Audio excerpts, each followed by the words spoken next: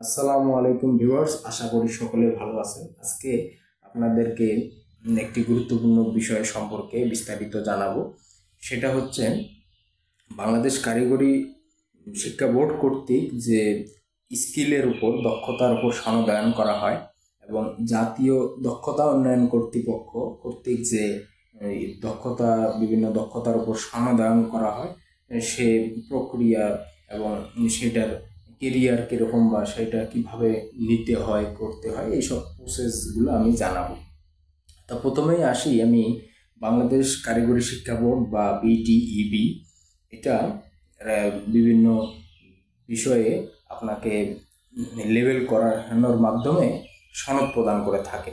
যেমন আপনি কম্পিউটারে পারদর্শী, এখন আপনি কোনো প্রতিষ্ঠানে যেমন কারিগরি training centre, TTC technical training centre, TSC বা যে যে স্কুলগুলো আছে ভোকেশনাল স্কুল, সেগুলো এইগুলো মানে টেকনিক্যাল স্কুল অ্যান্ড কলেজ, এরপরে বিভিন্ন সরকারি বেসরকারি এনজিও ভুক্ত প্রতিষ্ঠান বা বিভিন্ন প্রকল্পের আওতায় পরিচালিত প্রতিষ্ঠান, যেমন প্রভাতী প্রকল্প আছে, সেফ প্রকল্প ছিল, এরপরে অ্যাসেট প্রকল্প, এগুলোর আওতাধীন বিভিন্ন প্রতিষ্ঠানে যে ট্রেনিংগুলো করানো হয়ে থাকে 3 মাস ব্যাপী, 45 দিন ব্যাপী, 4 মাস ব্যাপী, এরকম বিভিন্ন মেয়াদে ট্রেনিং করানো হয় কি কি বিষয়ের উপর। যেমন কম্পিউটার অপারেশন আছে, অটোক্যাড অপারেশন আছে, plumbing, masonry, electrical and house wiring, এরপরে আপনার টাইলস অ্যান্ড মার্বেলের কাজ আছে, সুইং আছে, এরপরে আপনার আরও মেকানিক্যাল রিলেটেড গাড়ি মেরামত, এইসব বিষয় আছে। এছাড়াও অসংখ্য স্কিল আছে যেগুলোর উপর আপনাকে প্রশিক্ষণ প্রদান করা হবে। তো আপনি ওইসব প্রতিষ্ঠানে যে মানে এটা আরটিও ভুক্ত, রেজিস্টার্ড ট্রেনিং অর্গানাইজেশন, এগুলোর যে অনেক আছে আপনার জেলায় উপজেলায় অসংখ্য প্রতিষ্ঠান আছে। এইসব প্রতিষ্ঠানে আপনি এই ট্রেনিংগুলো তাদের সার্কুলার অনুযায়ী ফ্রিতে করতে পারেন। যেমন এই প্রকল্পগুলোর যে নাম বললাম, অ্যাসেট, এগুলো আপনাকে ভাতা দিবে, তারপরে আপনাকে বিভিন্ন সরঞ্জাম দিয়ে দিবে, আপনাকে মানে সম্পূর্ণ ফ্রিতে এবং ভাতা হাজিরা সহ আপনাকে এই ট্রেনিংগুলো প্রদান করতে থাকবে। তো এর মাধ্যমে আপনি আপনার নিজের স্কিল বাড়াইতে পাবেন, আপনি বেকারত্ব দূর করতে পাবেন, এরপর আপনি অন্যদের শিখাইতে পাবেন, আপনি একটা কর্মসংস্থানের নিজে উদ্যোগ নিতে পারবেন বা কর্মসংস্থানে যোগদান করতে পারবেন। তো এটা আপনার আবার একটা সার্টিফিকেট পাচ্ছেন, এগুলো আপনার চাকরি জীবনে সহায়ক হবে। সাপোজ আপনি কম্পিউটার অপারেশনে আপনি স্কিল লেভেল করলেন বা ট্রেনিং গ্রহণ করলেন 6 মাস অথবা 4 মাস অথবা 3 মাস মেয়াদি ট্রেনিং করলেন, তো আপনার এই সার্টিফিকেটটা আপনি কম্পিউটার অপারেটর পদে যে 16তম গ্রেডের চাকরি আছে সেখানে অ্যাপ্লাই করতে পারবেন এই সার্টিফিকেটের দ্বারা।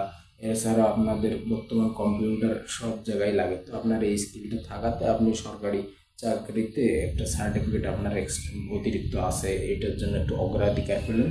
তো মোট কথা এটার মানে কোনো মানে কুফল নাই, আপনি শুধু এটার দ্বারা সুফলই পাবেন। এটার মাধ্যমে আপনার এক ধাপ এগিয়ে যেতে পারবেন, আপনার জীবনের স্কিল অর্জিত হবে, অভিজ্ঞতা অর্জিত হবে, যা আপনাকে অনেক সহায়তা প্রদান করবে। তা আসলে কিভাবে পাবেন? যেমন আমি সেই একটা প্রতিষ্ঠানের কথা বলি, সেখানে সবচেয়ে বেশি ট্রেনিং হয়, সেটা হলো টেকনিক্যাল ট্রেনিং সেন্টার বা টিটিসি। সেখানে স্যার প্রত্যেক 3 মাস পর পর বা 4 মাস পর পর, অধিকাংশ টাইমে 4 মাস পর পর যে সার্কুলার দেয়, সেখানে আপনারা সার্কুলারে আবেদন করলেন। ড্রাইভিং বা যে কোনো 21 বছর হলে আপনি ড্রাইভিংও করতে পারেন। তো এরকম কম্পিউটার আছে, ওয়েল্ডিং আছে, ড্রাইভিং আছে, অসংখ্য ট্রেড আছে, এগুলোতে আবেদন করলেন, তারা পরীক্ষা নেবে, সে পরীক্ষা দিলেন, পরীক্ষায় উত্তীর্ণ হয়ে আপনি সেখানে ট্রেনিং করতে থাকলেন। প্রতিদিন ট্রেনিং শিখলেন, অনেক কিছু কাজ হয় প্র্যাকটিক্যাল, তারপরে থিওরিটিক্যাল, এইভাবে আপনাকে বইও দেওয়া হলে করতে থাকলেন, শিখতে থাকলেন, শিখে আপনি পড়িয়ে শেষে একটা অ্যাসেসমেন্ট হয় বা মূল্যায়ন পরীক্ষা হয়। তো আমার মূল কথা ছিল এই মূল্যায়ন বা অ্যাসেসমেন্ট এবং সনদায়ন সম্পর্কে। তো এখন এইটা কারা করবে? আপনাকে যে মূল্যায়ন করবে একটা স্ট্যান্ডার্ড মেনে করা হবে, আন্তর্জাতিক স্ট্যান্ডার্ড, বা এটারা বলে সিএস, কম্পিটেন্সি স্ট্যান্ডার্ড, সেটা এর আলোকে আপনাকে মূল্যায়ন করা হবে। এই স্ট্যান্ডার্ডগুলো তৈরি করছে পিটিবি, কারিগরি শিক্ষা বোর্ড, এনএসডিএ, জাতীয় দক্ষতা উন্নয়ন কর্তৃপক্ষ, প্রধানমন্ত্রীর কার্যালয়। আপনাকে একটা স্কিল লেভেল ওরা বানাইছে, এরকম লেভেল 1, লেভেল 2, 3, 4, 5, 6 এরকম 6টা লেভেল ওরা তৈরি করছে। যারা প্রাথমিক বেসিক ওয়ার্কার, ওরা স্কিল লেভেল 1 কমপ্লিট করে সনদায়িত হইতে পারে। তো ওই কী কাজ করতে না করতে হবে এটার একটা সিলেবাস আছে, ওদের এই স্ট্যান্ডার্ড, ওই অনুযায়ী আপনাকে মূল্যায়ন করা হবে। আপনি যদি উত্তীর্ণ হন, এখানে কিন্তু উত্তীর্ণ হওয়ার বিষয়টা 100%। এখন আপনি এই কাজটা 100% পারেন কিনা সেটার মূল্যায়ন। এখন আপনি সাপোজ পারলেন না, কিন্তু আপনাকে শিখায়াও হইলেও আপনাকে তাদের কাজ হচ্ছে 100% করা। সাপোজ আপনি 100-র ভিতর 80 মার্ক পাইছেন, ওরা 20 মার্ক আপনাকে শিখিয়ে হইলেও ওরা 100% করে নেবে, কিন্তু আপনি একবারে কম মার্ক পাইছেন, তাহলে সেক্ষেত্রে আপনাকে পুনরায় এই মূল্যায়ন পরীক্ষা বা অ্যাসেসমেন্টে অংশগ্রহণ করতে হবে। এখন অ্যাসেসমেন্টের ফিটা আপনাকে ওই যে প্রজেক্ট প্রদান করে থাকে, তবে সবসময় প্রজেক্ট হয় না। অনেক প্রতিষ্ঠান আছে যেগুলো বেসরকারি প্রজেক্টবিহীন, সেগুলো নিজ অর্থায়নে নিজ টাকা খরচ করে শিখতে হয়। তো আপনি একবার যেমন অ্যাসেসমেন্টে কম্পিটেন্ট হইলেন, তাহলে আপনাকে প্রজেক্টের একবারই টাকা দিল। দ্বিতীয়বার যদি আপনি কম্পিটেন্ট প্রথমবার না হলেন, দ্বিতীয়বার আপনার টাকা দিয়ে করতে হবে। তো এখন এই যে স্কিল লেভেলগুলোর কথা বললাম, তো এখন আপনি স্কিল লেভেল 1 করলেন, অথবা 2 করলেন বা 3 করলেন, এটা স্বাধীনভাবে আপনার যেটা পছন্দ, আপনি আপনার হাতে না গেলে যেটা পাচ্ছেন সেটা করে নিলেন। সাপোজ আপনি স্কিল 1 করেন না কিন্তু 2 করতে পারেন, 2 করেন না 3 করতে পারেন। এক একটা স্কিলটা যেমন এক একটার উপরে আপনার ওই বিষয়ে আপনি পারদর্শী, তো ওই বিষয়টা আপনার ওই কাজটা আপনার সম্পূর্ণ আয়ত্তে আছে, আপনি পারেন, আপনি ওই পরীক্ষাটা দিতে পারেন। যেমন আপনারা যারা আগের থেকে কাজ পারেন, যেমন আপনি একজন ওয়েল্ডার দক্ষ, এখন আপনার কোনো সনদ নাই, এখন আপনি এই অ্যাসেসমেন্ট পরীক্ষায় দেওয়ার মাধ্যমে আপনি একটা সনদ পেতে পারেন। এটা একটা আন্তর্জাতিক সনদ, যে কোনো কান্ট্রিতে যান এই সনদটা দেখালে তারা আপনার যে আগে যদি বেতন পান কম, এখন তারপর পাবেন বেশি, দ্বিগুণ এরকম পাবেন, কারণ আপনার একটা সনদ আছে। এই জন্য এটা গুরুত্বপূর্ণ। এরপরে যারা আরও কাজ পারেন কিন্তু তাদের কোনো সনদ নেই, তারাও এই 3 দিনে আরপিএল বলা হয়। তো আরপিএল পরীক্ষা দেওয়ার মাধ্যমে আপনি এই সনদটা পেতে পারেন। এটা হইতে পারে প্রজেক্টের টাকায় অথবা আপনার টাকায়।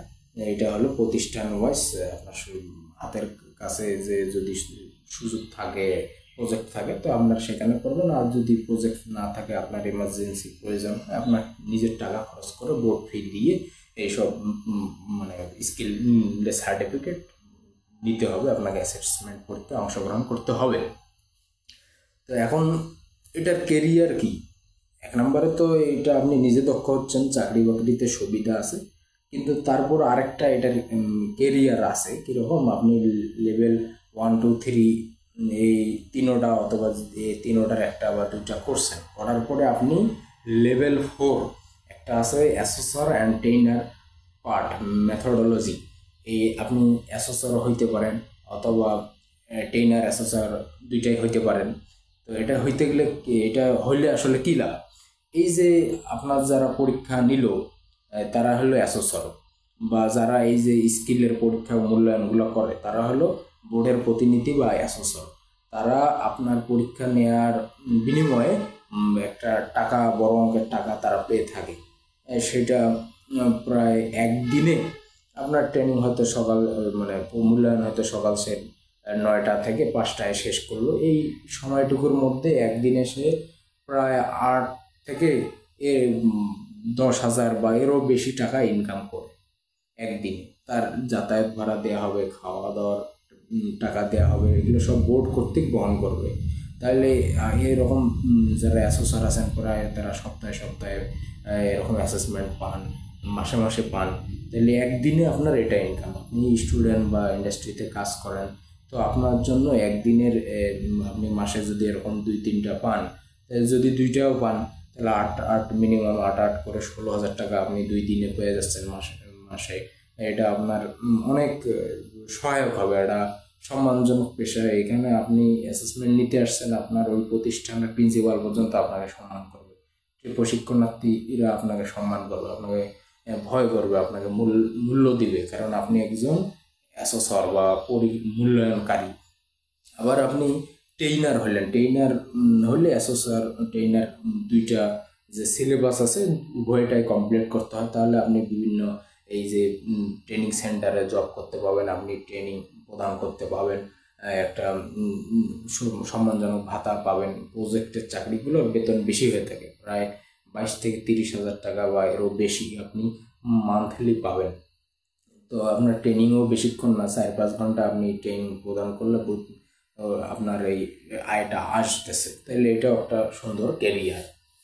তো এখন আপনাকে প্রথমে বেসিক এই যে স্কিল 1, 2, 3 লেভেল করতে হবে, অথবা এনএসডি এর আওতায় অথবা বিটিবি এর আওতায়। এখন আপনি এনএসডি এর আওতায় করার পরে আপনি লেভেল 4 এর যে সিবিএলএম আছে, এখানে 12টা 11টার মতো সিবিএলএম আছে, এগুলোকে আপনাকে পড়তে হবে, বুঝতে হবে। এরপরে এগুলোর উপর আপনার পরীক্ষা হবে। কিভাবে পরীক্ষা হবে এটা একটু বলে নিই।